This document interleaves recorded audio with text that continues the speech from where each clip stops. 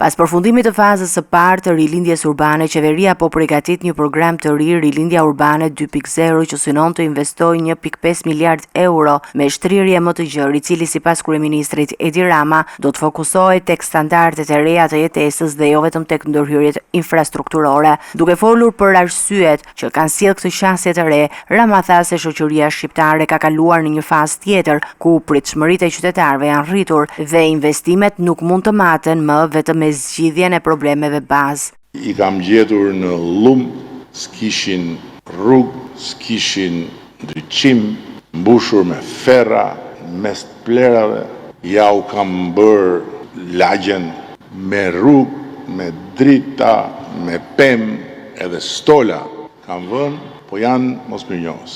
Tani, unë besoj që ky është leximi më i gabuar i mundshëm i një reagimi për cilin normal ati nuk i vinte mirë, askujt nuk i vjen mirë, për më tepër kur ke parasysh pikërisht atë që ai thoshte. Sipas Ramës, ky është një keq kuptim i mënyrës se si duhet lejuar reagimi qytetar, pasi përmirësimi i kushteve bazë nuk mjafton më në një shoqëri ku kërkohet cilësi e lartë. Fakti është që sa më shumë përmirësohen kushtet, aq më shumë bie në sy si e papranueshme ajo që mungon. Dhe kjo nuk është mosmirënjohje, është pritshmëri për standarde të tjera. Kryeministri u ndal te programi i parë i rilindjes urbane duke argumentuar se ai ka përmbushur misionin e tij, por tashmë sfida është tjetër. Rilindja urbane ishte dalja nga një fazë e gjatë rrënimi dhe degradimi që ishte kudo.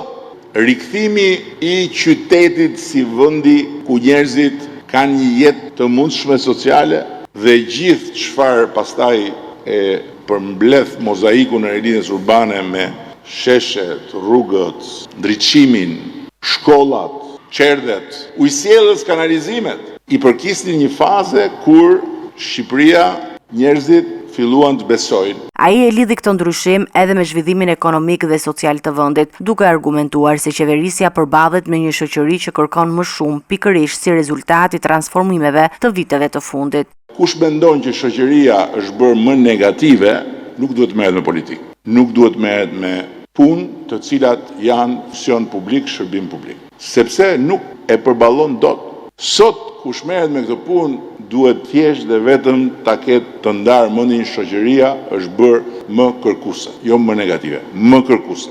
Se si e shpreh shoqëria kërkesën është një tjetër temë që nuk jemi këtu për këtë. Ne jemi këtu për të kuptuar se duhet kaluar në një nivel tjetër me patjetër.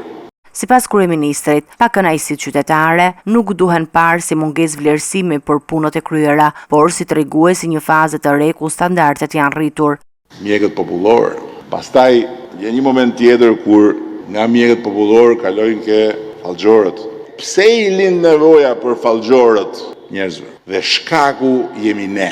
Njerëzit kanë një nevojë që ne duhet t'ja u kuptojmë dhe t'ja u plotësojmë. Po ngelen dorë të fallxhorëve, do jetë shumë vonë pastaj.